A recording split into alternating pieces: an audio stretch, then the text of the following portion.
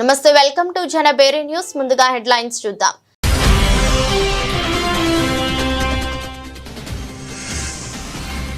Goa governor గా పదవి ప్రమాణ స్వీకారం చేసిన అశోక్ గజపతిరాజు శుభాకాంక్షలు తెలిపిన మంత్రి నారా లోకేష్.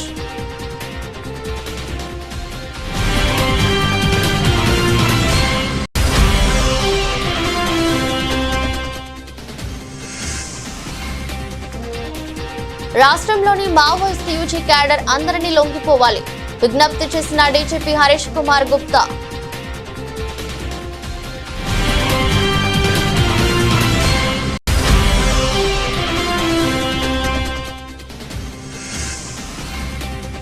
టీటీడీ నిత్యాన్నదానానికి కూరగాయలు అందజేత వాహనానికి జెండా ఊపి ప్రారంభించిన మంత్రి కింజరపు అచ్చెన్నాయుడు.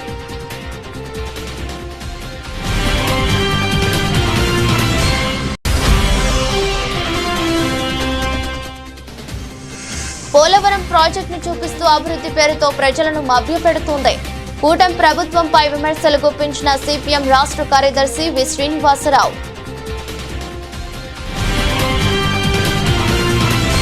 గోవా గవర్నర్ గా పదవి ప్రమాణ స్వీకారం చేసిన అశోక్ గజపతిరాజుకి మంత్రి నారా లోకేష్ శుభాకాంక్షలు తెలిపారు.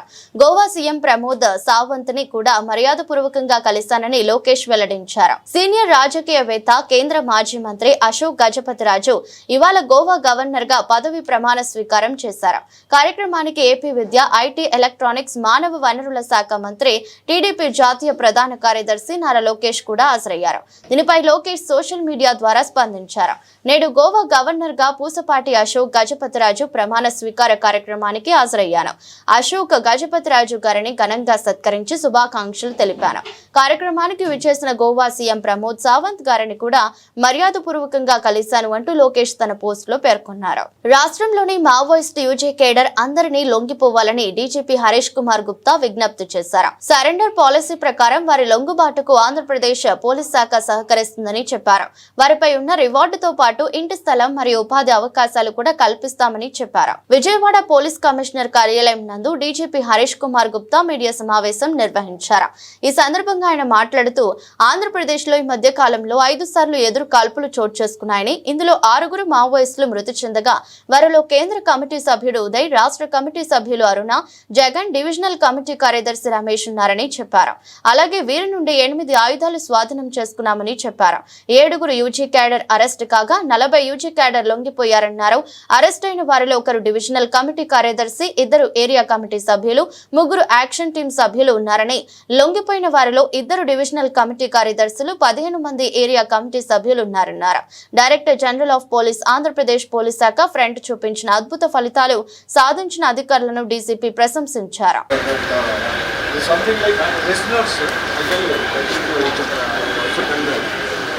Prisoners who come to the prison, one is convicted prisoner, second is listener.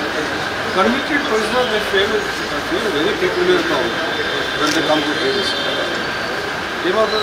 First time a person comes to jail, he has that psychological trauma. Yes. It takes, and family has also. Just then we formed a group of doctors, psychologists, some civil society members, jail officers. We talk to them in formal way, make them say, so that they come out what they are feeling. So to just reduce the. Sir, is there any anti-ragging program for the new inmates as well? Is there? Yes, it's a part of now. But ragging doesn't happen nowadays. So because everything is now so monitored, jail cameras are there and all that. So, but that program is beautiful. Like that, if you want, you can cover that. Because our state ASRI can confirm. కోట్లాది మంది భక్తుల కొంగు బంగారమై విలసిల్లుతున్న కలియుగ దైవం వెంకటేశ్వర స్వామి అనుగ్రహంతోనే రాష్ట్రంలో కూటమి ప్రభుత్వం ఏర్పాటైందని రాష్ట్ర వ్యవసాయ శాఖ మంత్రి కింజరపు అచ్చెన్నాయుడు అన్నారు. నగరానికి చెందిన బుర్రా శివవరప్రసాద్, గౌరీ గాయత్రి దంపతుల సహకారంతో తిరుమల తిరుపతి దేవస్థానంలో జరిగే నిత్యాన్నదానానికి ఇరిగేషన్ కార్యాలయ సమీపంలోని మంత్రి క్యాంపు కార్యాలయం నుంచి శనివారం బయలుదేరిన కూరగాయల వాహనానికి ఆయన జెండా ఊపి ప్రారంభించారు. ఈ సందర్భంగా మాట్లాడుతూ లక్షలాది మంది భక్తులకు ప్రతిరోజు అన్నప్రసాదం అందజేస్తున్న తిరుమల తిరుపతి దేవస్థానం నిర్వహిస్తున్న మహత్తరమైన అన్నప్రసాద వితరణ కార్యక్రమంలో భక్తులను కూడా భాగస్వామ్యం చేయటం ఒక అద్భుతమైన ఆలోచన అన్నారు. అన్నదాన కార్యక్రమంలో భాగస్వామ్యం కావటం లోక కళ్యాణార్థం యజ్ఞ యాగాలు చేసినంత ఫలితాన్ని ఇస్తుందని పురాణేతిహాసాల్లో సైతం పేర్కొనబడిందని తెలిపారు. సమాజంలో ఎంతో మంది తమ తమ ఆకాంక్షల మేరకు సమాజ సేవకు వారి పరిధి మేరకు అందిస్తున్న సేవల్లో అన్నదానం అనేది అత్యున్నత స్థానమన్నారు. తిరుమల తిరుపతి దేవస్థానం అందిస్తున్న సేవలలో భాగస్వామ్యం కావడం లభించే అవకాశం అందరికీ ఉండదన్నారు. ఇటువంటి కార్యక్రమాల ద్వారా స్ఫూర్తి పొంది మరింత ముందు దాతలు ధార్మిక కార్యక్రమాలకు ముందుకు రావాలని కోరారు. కార్యక్రమంలో railway deputy chief engineer Kundu Ramarao, Burra Anoop, Pujitha, Vejandla Phanindra, D Sai Prashanth, Satyapranathi, మరణ సత్యశ్రీ, రిషిత, సంహిత తదితరులతో పాటు స్థానిక భక్తులు పాల్గొన్నారు. వెంకటేశాయ చాలా ఆనందంగా ఉంది. ఈవేళ శనివారం నాడు 2006వ సంవత్సరంలో ప్రారంభించి ఈ రోజు వరకు సుమారుగా 600 ట్రిప్పులు ఫ్రెష్ కూరగాయలు తిరుపతి తిరుమల వెంకటేశ్వర స్వామి ఆధ్వర్యంలో జరుగుతున్నటువంటి అన్నదాన కార్యక్రమానికి ఇవ్వడం అనేది చాలా ముదాహం. చాలా సక్సెస్ఫుల్గా ఈ కార్యక్రమం చేస్తున్నటువంటి ఎవరైతే వెంకటేశ్వర స్వామి భక్తులు ఉన్నారో వాళ్ళందరికీ వెంకటేశ్వర స్వామి ఆశీర్వాదాలు ఇంకా ఎక్కువగా ఈ సేవ చేసే విధంగా ఆశీర్వదించాలని కోరుతూ ఇటువంటి బృహత్తరమైనటువంటి కార్యక్రమాన్ని నా చేతుల మీదుగా కరెక్ట్గా 1 ఇయర్ ముందు నేనే జెండా ఊపి ఒక వ్యాన్ పంపించాను.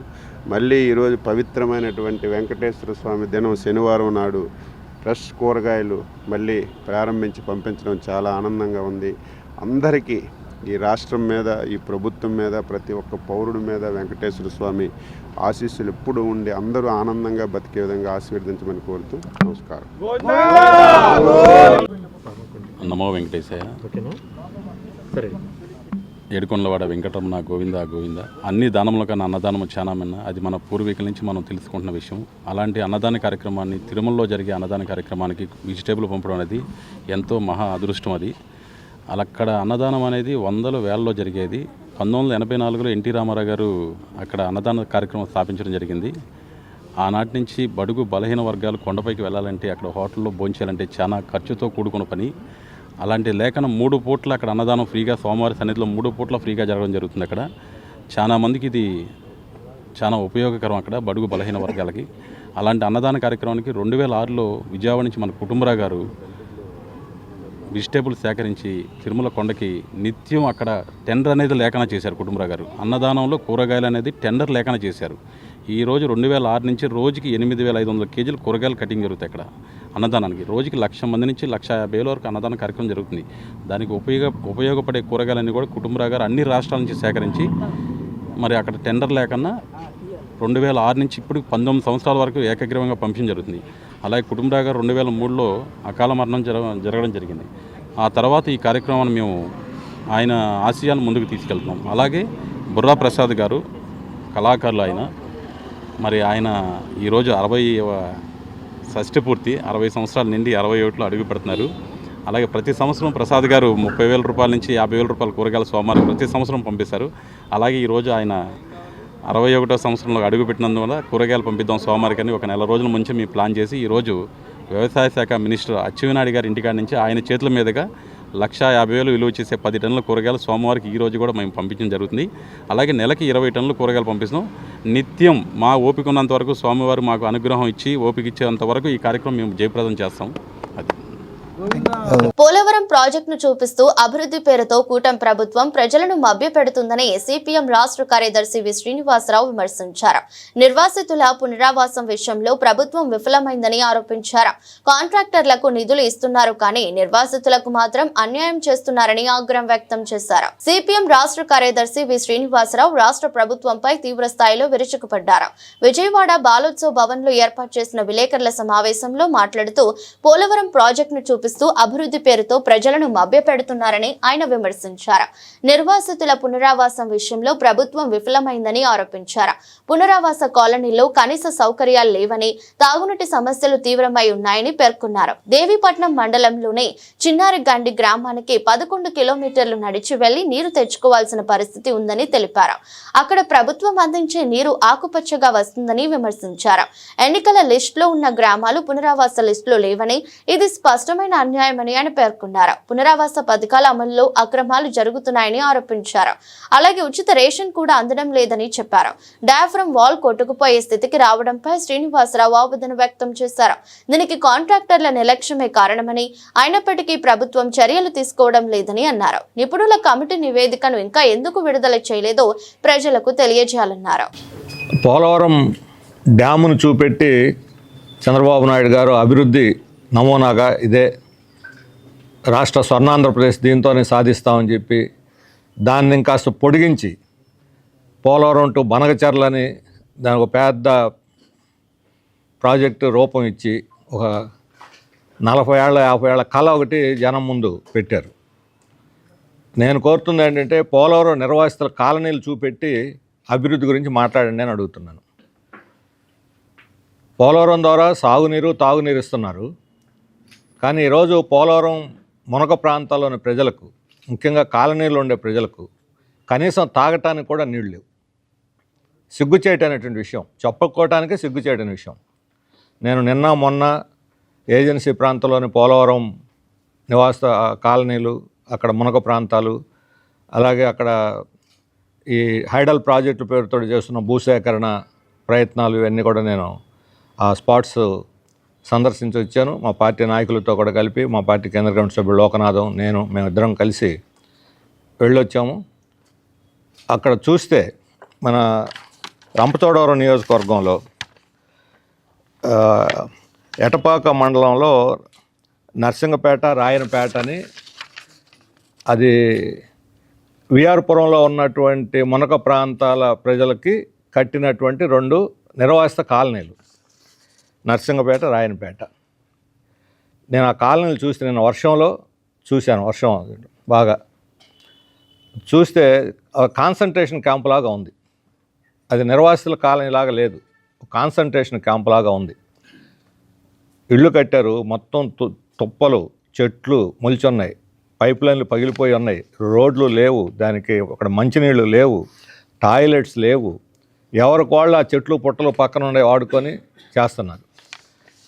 అట్లాగే మన విఆర్పురం మండలంలో రామవరం అనే గ్రామాన్ని చూశాను నేను. ఆ గ్రామంలో ఒకే ఊరు, రామవరం ఒకే ఊరు. ఆ ఊరిలో రోడ్డుకి ఇటువైపు మునక ప్రాంతం, ఇటువైపు మునక ప్రాంతం కాదు. అసలు చాలా ఆశ్చర్యం వేస్తుంది. వాళ్ళు సంవత్సరం తిరుగుతూ ఉన్నారు అధికారుల చుట్టూ, మాకు దీని నిర్వాసితులు సరిగ్గా ఎన్రోల్ చేయండి అని. ఈ మునక ప్రాంతం కానటువంటి ప్రాంతంలో కొంతమందిని R&R ప్యాకేజ్ కింద చేర్చారు, కానీ నివాసం ఉన్నట్టుగా మాత్రం గుర్తించడం. ఒక పంచాయతీలో ఉన్న రోడ్డు, ఒక వీధి ఇంకొక రెవెన్యూ గ్రామంలోకి పోయింది. అసలు ఈ రకంగా ఆ ఊరిని చూస్తే. విజయవాడ శ్రీ కనకదుర్గమ్మ వారి ఆలయంలో సేవ చేయడానికి ఆన్లైన్ రిజిస్ట్రేషన్ ఆరంభించినట్లు ఆలయ కార్యనిర్వహణాధికారి వికే సీనా నాయక్ తెలిపారు. కనకదుర్గమ్మ వారి సన్నిధిలో నిస్వార్థంగా ఉచిత సేవ చేసే సేవకులు, భక్త బృందాలకు అధిక ప్రాధాన్యత ఇచ్చి భక్తుల సేవలో వినియోగిస్తామని పేర్కొన్నారు. భక్తులకు త్రాగునీరు అందించడం, అన్న ప్రసాద వితరణ, ఉచిత ప్రసాద వితరణ, దర్శనం, క్యూలైన్ల నిర్వహణ, క్లోక్ రూమ్, చెప్పుల స్టాండ్, మొబైల్ భద్రపరిచే ప్రదేశం, భక్తుల ఫీడ్బ్యాక్ కౌంటర్, లిస్ట్ క్యూ వద్ద, దేవస్థానం బస్సు క్యూ వద్ద, పార్కింగ్, టోల్ గేట్ వద్ద వాహనాలు క్రమబద్ధీకరణ తదితర చోట్ల సేవలకు భక్త బృందాలు సేవలు వినియోగించుకున్నట్లు ఈవో పేర్కొన్నారు. సేవ చేయడానికి వచ్చే సేవకులు మొదటగా దేవస్థానం వెబ్సైట్ www.kanakadurgamma.organization లో వాలంటీర్ విభాగంలో జాయిన్ యాజ్ ఏ వాలంటీర్ గా తమ పేరు, ఫోన్ నెంబర్, పూర్తి చిరునామా, ఫోటో, ఆధార్తో రిజిస్ట్రేషన్ చేయాలని ఈవో వివరించారు. ఆన్లైన్ రిజిస్ట్రేషన్ చేసుకున్న సేవలకు సేవ ఎప్పుడు కేటాయించాం, ఎన్ని రోజులు, వసతి, అన్నప్రసాదం, లాకర్ సౌకర్యం, సేవకులకు తాత్కాలిక గుర్తింపు కార్డు, వసతి నుండి దేవస్థానంకి రవాణా సదుపాయాల వివరాలు మెసేజ్ రూపంలో అందేలా పారదర్శకంగా వ్యవస్థ ఏర్పాటు చేస్తున్నామని, భక్తిభావంతో అర్హత కలిగిన వ్యక్తులను సేవకు వినియోగిస్తున్నామని ఈవో సేనా నాయక్ వివరించారు. ఒక నగ కూడా వారితో ఈరోజు చివరి రోజు అన్నమాట. సో ఇది అవ్వంగానే అమ్మవారికి సంబంధించిన అనేక పవిత్ర కార్యక్రమాల్లో ఈ నెక్స్ట్ మంత్ ఈ నెక్స్ట్ డే నుంచి కూడా మనకు పవిత్రోత్సవాలు కూడా స్టార్ట్ అవుతున్నాయి. అది మీ అందరికీ తెలిసిందే. సో ఏది ఏమైనప్పటికీ అమ్మవారికి శ్రావణ మాస ప్రత్యేక పవిత్రోత్సవాలు స్టార్ట్ అవుతున్నాయి. ఏది ఏమైనా అమ్మవారికి సంబంధించిన కార్యక్రమాలు ఎక్కడ కూడా ఏవి కూడా మిస్ అవ్వకుండా ప్రతిదీ కూడా మా యొక్క వైదిక కమిటీ ఆధ్వర్యంలో మరియు దేవాదాయ ధర్మదాయ శాఖ సిబ్బంది ఆధ్వర్యంలో భక్తులకు ప్రతిదీ కూడా విశదీకరించి వాళ్ళందరినీ కూడా ఈ యొక్క కార్యక్రమాల్లో పాల్గొనేటందుకు మేమందరం కృషి చేస్తామని భావిస్తున్నాము. ధన్యవాదాలు. జై దుర్గా జై నమః. దుర్గే స్మృత హరితిభీతిమశేషజంతో స్మస్థై స్మృత మతిమతీవ శుభాన్ దదాసి దారిద్ర్య దుఃఖ భయహారిణికాత్వదన్యా సర్వోపకార కరణాయ దయార్ద్రచిత్త. కరుణా దయార్ద్రములు కలిగినటువంటి తల్లి దుర్గమ్మ. ఆవిడ్ని గనక ఆరాధిస్తే, ఆవిడ నామం ఉచ్చరిస్తే చాలు సకల దుర్గతులన్నీ కూడాను నివారణ అయ్యి సద్గతులు కలిగేటటువంటి యొక్క గొప్ప మహాక్షేత్రం ఇంద్రకీలాద్రి మీద స్వయం వ్యక్తమై వెలసినటువంటి దుర్గాదేవి ఆలయం. ఈ ఆలయంలో నిత్యోత్సవ, పక్షోత్సవ, మాసోత్సవ, సాంవత్సరిక విశేష ఉత్సవాల్లో భాగంగా ఆషాఢమాసం వారాహి నవరాత్రోత్సవ మాసము చాలా విశేషమైనటువంటిది. మునులు, ఋషులు అందరూ కూడా యతులు చాతుర్మాస్య దీక్షలు చేసి లోక కళ్యాణం చేసేటటువంటి యొక్క మాసాలు. అందువల్ల ఈ మాసంలో పవిత్రసారి సమర్పించి అశేష భక్తవాహిని అందరూ కూడాను సకల సౌభాగ్యాలతో వర్ధిల్లాలి అని చెప్పని ఈ ఆషాఢమాసం వారాహి నవరాత్రాలు చేసుకుంటూ మరి ఈ పవిత్రసార కార్యక్రమాన్ని గత 26వ తారీఖున మా కార్యనిర్వహణాధికారి వారి ఆధ్వర్యంలో ప్రారంభం చేయటం జరిగింది. ఈరోజు ఆషాఢ అమావాస్య. ఈరోజు దేవస్థాన వైదిక సిబ్బంది, వేద పండితులు, అర్చకులు, ప్రధాన అర్చకులు, ఉప ప్రధాన అర్చకులు, ముఖ్య అర్చకులు, అర్చకులు, పరిచారకులు మొత్తం అందరూ కూడాను వైదిక సిబ్బంది అందరూ కూడా ఈరోజు అమావాస్య కాబట్టి ఈ రోజుతో సారె సమాప్తి చేయటం జరుగుతున్నది. అందువల్ల ఈ వేద పండితుల యొక్క దీంతో సాయంత్రం 6 గంటల వరకు కూడాను అమావాస్య ఉన్నది కాబట్టి ఈ సారెది సమర్పణ చేసుకోవచ్చు. కానీ వైదిక ధర్మం ప్రకారముగా ప్రాతకాలంలో సమర్పించాలి కాబట్టి ఈ రోజున అమావాస్య మాతో వైదిక సిబ్బందితో సమాప్తి చేయడం జరుగుతున్నది. మా కార్యనిర్వహణాధికారి వారు మమ్మల్ని అందరినీ కూడాను స్వాగతించి లోపలికి తీసుకెళ్ళి ఈ సారే సమర్పణ కార్యక్రమం జరుగుతుంది. యథాప్రకారంగా కార్యక్రమాలన్నీ యథావిధిగా జరుగుతూ ఉంటాయి. మరి రేపటి నుంచి శ్రావణ మాసము చాలా పవిత్రమైనటువంటి మాసము. స్త్రీలకి ముఖ్యంగా మంగళగౌరి వ్రతాలు, వరలక్ష్మి వ్రతాలు చేసుకుని ఆజన్మాంతం సౌభాగ్యం, అఖండలక్ష్మి సిద్ధితో ఉండేటటువంటి యొక్క మాసము. ఈ మాసం యొక్క కార్యక్రమాలు రేపటి నుంచి ప్రారంభమయ్యి మరి నెల రోజుల పాటు కూడాను విశేషంగా జరుగుతాయి. శ్రావణ పూర్ణిమకి పవిత్రోత్సవాలు, సకల స్పృశ్య దోష నివారణ కోసము చేసేటటువంటివి అవి. మరి అలాగే వరలక్ష్మి వ్రతము, ప్రత్యేక కుంకుమార్చనలు ఇవన్నీ కూడాను విశేషంగా జరుగుతాయి. 50 మంది భక్తులు అందరూ కూడా ఈ కార్యక్రమాల్లో పాల్గొని అమ్మవారి కృపకు పాత్రులు కావలసిందిగా మనవి చేస్తూ శ్రావణ మాసానికి నాంది పలుకుతూ స్వాగతం పలుకుతున్నాము. వర్షాకాలంలో విజయవాడ ప్రజలకు ఎలాంటి ఇబ్బంది ఉండకూడదని దృష్టిలో ముందుస్తూ చర్యలు చేపడుతున్నామని మంత్రి నారాయణ హామీ ఇచ్చారు. డ్రైనేజీల ప్రవాహానికి అడ్డుగా మారిన అక్రమ నిర్మాణాలను వెంటనే తొలగించామని మున్సిపల్ కమిషనర్ కు స్పష్టమైన ఆదేశాలు జారీ చేశారు. పేదలకు ఇబ్బంది పెట్టడం ప్రభుత్వ ఉద్దేశం కాదని, ప్రజల సమస్యల పరిష్కారమే ప్రాధాన్యతగా తీసుకుంటామని స్పష్టం చేశారు. విజయవాడ నగరంలో మున్సిపల్ శాఖ మంత్రి నారాయణ శుక్రవారం సుడిగాలి పర్యటన చేశారు. ఈ సందర్భంగా public health engineer in chief Prabhakar, VVMC commissioner Dhyanachandra, ఇంజనీర్లు, స్థానిక ప్రజా ప్రతినిధులతో కలిసి పలు ప్రాంతాల్లో పరిస్థితిని సమీక్షించారు. పుల్లేటికట్ట, దర్శిపేట, అవుట్ఫాల్ డ్రైన్లు, బెంచ్ సర్కిల్, ఫ్లైఓవర్, దిగువన వర్షపు నీరు నిలిచే ప్రాంతాలు, ఆటోనగర్ డంపింగ్ యార్డ్ లాంటి ప్రాంతాలను మంత్రి పరిశీలించారు. డ్రైనేజీల ప్రవాహానికి అడ్డుగా మారిన అక్రమ నిర్మాణాలను తొలగించాలంటూ కమిషనర్ కు స్పష్టమైన ఆదేశాలు జారీ చేశారు. అక్రమ నిర్మాణాల వల్ల ఇల్లు కోల్పోతున్న పేదలకు టిడ్కో ఇళ్ల కేటాయింపు కోసం చర్యలు తీసుకోవాలన్నారు. ఈ సందర్భంగా మంత్రి నారాయణ మాట్లాడుతూ విజయవాడలో డ్రైనేజీ పనులు 2014 నుంచే ప్రారంభించామని, కానీ గత ప్రభుత్వ కాలంలో ఆ పనులు నిలిపివేశారని విమర్శించారు. మీకు అందరికీ తెలిసిందే, విజయవాడ నగరంలో వర్షాలు వచ్చినప్పుడు ప్రాబ్లం లేకుండా ఉండటానికి 2014-19లో స్పెషల్గా 500 కోట్లతో ఒక ప్రాజెక్టు టేకప్ చేసి అది దాదాపు ఎంత పర్సెంటేజ్ ఉన్నది 55% కంప్లీట్ చేసాం. 2014-19లో విజయవాడ నగరంలో వర్షం పడితే నీళ్లు ఫ్రీగా పోవటానికి 500 కోట్లతో 2014-19లో శాంక్షన్ చేసి దాంట్లో 55% పూర్తి చేశాం. అయితే ప్రభుత్వం మారటం, గత ప్రభుత్వం దాన్ని పక్కన పెట్టేస్తుంది.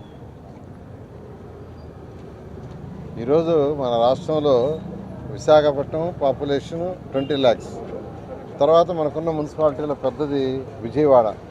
2011 ప్రకారం 10.34 lakhs పాపులేషన్, 2011 సెన్సస్ ప్రకారం. ఎందుకంటే జనరల్గా 2011లో సెన్సస్ చేశారు, తర్వాత సెన్సస్ చేయాల, అందువల్ల ఆ డేటానే మనం మాట్లాడతాం. అయితే రోజు రోజుకి సిటీలు పెరుగుతూ ఉంటాయి. పెరుగుతూ ఉండేటప్పుడు దాన్ని దృష్టిలో పెట్టుకొని రాబోయే 30 సంవత్సరాలు దృష్టిలో పెట్టుకొని 2014లో 500 కోట్లు శాంక్షన్ చేసాం. అంటే రాబోయే 30 సంవత్సరాల్లో టౌన్స్ ఎలా డెవలప్ అవుతాయి, ఎంత ఎక్స్టెన్షన్ అవుద్ది, దానికి తగ్గట్టుగా డ్రైన్స్ ఎంత ఉండాలి, అవుట్ఫ్లో ఎంత ఉండాలి, ఇవన్నీ చేస్తే గత ప్రభుత్వం దాన్ని ఆపేస్తుంది. దానివల్ల అనేక ఇబ్బందులు పడుతున్నాం. ఇప్పుడు వర్షం వస్తే దాదాపు విజయవాడలో 5-6 రోడ్లు 2 అడుగులు 3 అడుగులు అవుతుంటున్నాయి. దీనికి యాక్చువల్గా ఇవాళ అధికారులని ప్రజాప్రతినిధులు తీసుకొని నేను ఈరోజు యాక్చువల్గా కొన్ని ఏరియాస్ తిరగడం జరిగిందండి. పుల్లెట్ డ్రైన్ అనేది ఒకటి ఉంది, Siddhartha college, Laila college, polyclinic area, ఎందుకంటే ఎక్కువగా అక్కడ బ్లాక్ అయిపోద్ది. తర్వాత నెక్స్ట్ వచ్చి ఎన్టీఆర్ సర్కిల్ టు దర్శిపేట, ఆ ఏరియా ఇవాళ విజిట్ చేశాను. అదేవిధంగా బెంచ్ సర్కిల్ ఏరియా, ఫ్లైఓవర్ కట్టారు కానీ వాళ్ళు వాటర్ పోయేదానికి పట్ల. అప్పటికి మా కమిషనర్ గారు ఒక వరుసలో గ్రిల్ పెట్టారు, అది 2వ వరుస కూడా పెట్టాలి. తర్వాత క్రాస్ ఇది కూడా ఇవ్వాలి. ఇప్పుడే నేషనల్ హైవే వాళ్ళకి చెప్పాను, మీరు పర్మిషన్ ఇచ్చేయండి, మున్సిపల్ కార్పొరేషన్ కంప్లీట్ చేస్తుంది. ఎందుకంటే వాళ్ళకి పర్మిషన్ తెచ్చుకొని వాళ్ళు ఢిల్లీ ఫైల్ పంపించి ఆ నుంచి వచ్చేలాగా చాలా టైం అయిపోతుంది. అందువల్ల ప్రజలు ఇబ్బంది పడుతున్నారు. ప్రజలు ఇబ్బంది పడకుండా ఉండటమే మా ప్రభుత్వం యొక్క లక్ష్యం. అందుకనే మీరు పర్మిషన్ ఇచ్చేయండి, ఆ డ్రైన్స్ పార్ట్ వరకు మున్సిపల్ కమిషనర్ గారు కంప్లీట్ చేస్తారని చెప్పడం జరిగింది. అదేవిధంగా ఫకీరగూడెం ఈ ఏరియా కూడా రావడం జరిగింది. ఇక్కడ మెయిన్గా ఒకటే నేను యాక్చువల్గా ఇవాళ ఆ Siddhartha Laila college polyclinic area చేస్తే 10 అడుగులు ఉండాల్సిన డ్రైన్ 2 అడుగులు 1.5 అడుగు వచ్చింది. నీళ్ళు ఎలా పోతాయండి? వర్షం వచ్చినప్పుడు ఒరిజినల్గా కొన్ని దగ్గర 10 అడుగులు ఉంది, 10 అడుగుల్లో నీళ్లు ఫుల్గా వస్తున్నాయి. కారంచేడు, చుండూరు అమరవీరుల స్ఫూర్తితో మనువాద కార్పొరేట్ ఫాసిజానికి వ్యతిరేకంగా పోరాడుదామని సిపిఐ ఎంఎల్ న్యూ డెమోక్రసీ రాష్ట్ర అధికార ప్రతినిధి పి ప్రసాద్ పిలుపునిచ్చారు. ఈ మేరకు గాంధీనగర్ ప్రెస్ క్లబ్ లో జూలై 26న జరిగిన కారంచేడు, చుండూరు అమరవీరుల వర్ధంతి సభలో ఆయన మాట్లాడారు. 40 ఏళ్ల క్రితం 1985లో కారంచేడులో, 34 ఏళ్ల క్రితం 1991లో చుండూరులోని కుల దురహంకారంతో అగ్రకులోన్మాదులు దళిత వాడలపై పాశవికంగా దాడి చేసి దళితులను కర్కశంగా ముక్కలుగా నరికి నరమేధం సాగించారన్నారు.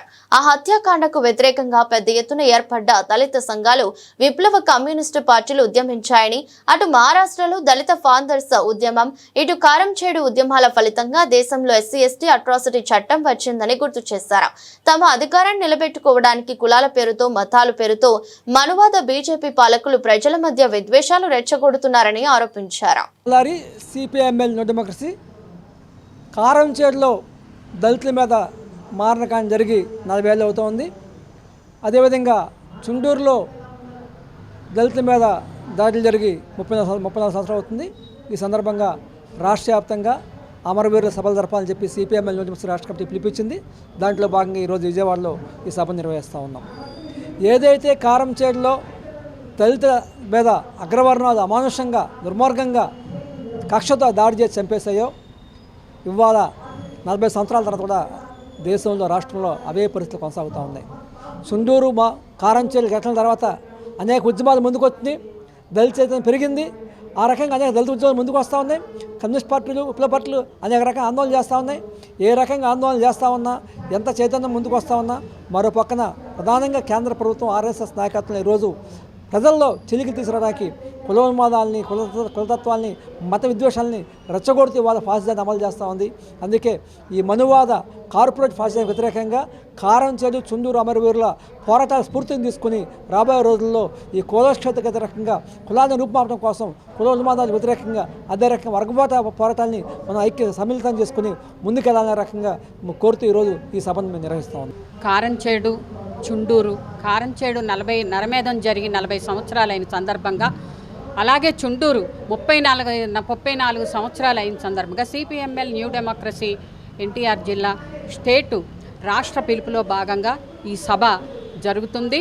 కానీ ఏదైతే జరిగిందో 40 సంవత్సరాల క్రితం, 34 సంవత్సరాల క్రితం ఏ నరమేధం అయితే జరిగిందో, దళితుల మీద ఏ అమానవీయ దాడులు జరిగి ఒక కమ్మ, రెడ్లు, తెలగ కుల అహంకారంతో, కుల ఉన్మాదంతో సాగించిన మీరు మాతో సమానం కాదు, మీరు మనుషులే కానీ మేము సమానం కాదు, మీరు మా కింద పనిచేయాల్సిన వాళ్ళు, మాకు ఎదురు చెబుతారా, మీకు ఎంత చదువున్నా, మీరు ఎంత చదువుకున్నా మీరు కొమ్ములు ములిచాయా మీకు అనుకుంటూ చిన్న చిన్న విషయాలనే పెద్ద విషయాలుగా చేసి దాన్ని ఒక నరమేధం సాగించిన ఘటన ఇది. ఏదైతే కులోన్మాదంతో ఇప్పుడు ఏ స్వీయ పోరాటాలు దళిత, బహుజన మహిళలందరూ కూడా స్వీయ పోరాటంతో, స్వీయ ఆత్మగౌరవంతో పోరాటాలు సాగించాలని, మనువాద ఫ్యాసిజం, కార్పొరేట్ ఫాసిజాన్ని తిరస్కరించాలని చెప్పి, దానికోసం నిలబడాలని చెప్పి ఈరోజు 40 సంవత్సరాలైనా 34 సంవత్సరాలైనా సరే ఇంకా కుల వివక్షత ఉంది, అంతరాలు ఉన్నాయి, అవి పోవాలి, సమస్య పోవాలి అని చెప్పి ఈరోజు ఈ సభ జరుగుతుంది. అందరూ కూడా ఒక చైతన్యాన్ని అలవర్చుకోవాలి, కుల వివక్ష లేకుండా ఉండాలి, మతం లేకుండా ఉండాలి. కానీ మన దేశంలో ఇప్పుడు అదే జరుగుతుంది. ఏదైతే 10 సంవత్సరాలుగా రెచ్చగొట్టబడుతుంది, విద్వేషాలు, మత విద్వేషాలు అన్నీ జరుగుతున్నాయి. విద్వేషాలు, కులము లేకుండా ఒక మానవత్వం పరిమళించాలని, ఒక మెరుగైన సమాజం కోసం సిపిఎంఎల్ న్యూ డెమోక్రసీ పనిచేస్తుంది. వార్తలు ముగించే ముందు మరోసారి హెడ్లైన్స్.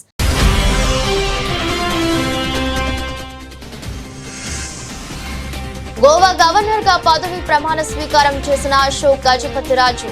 శుభాకాంక్షలు తెలిపిన మంత్రి నారా లోకేష్.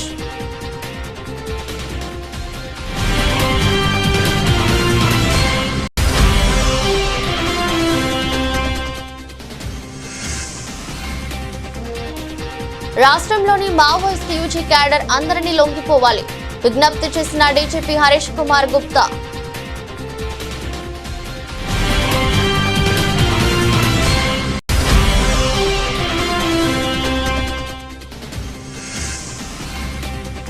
టీటీడీ నిత్యాన్నదానానికి కూరగాయలు అందజేత, వాహనానికి జెండా ఊపి ప్రారంభించిన మంత్రి కింజరపు అచ్చెన్నాయుడు.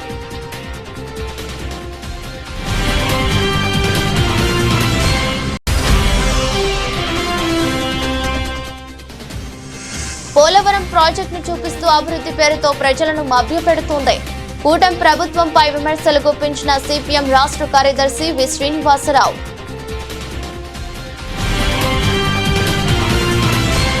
ఎదురస్ట్ బులెటిన్ మరో బులెటిన్లో మళ్ళీ కలుద్దాం. అంతవరకు సెలవు, నమస్కారం.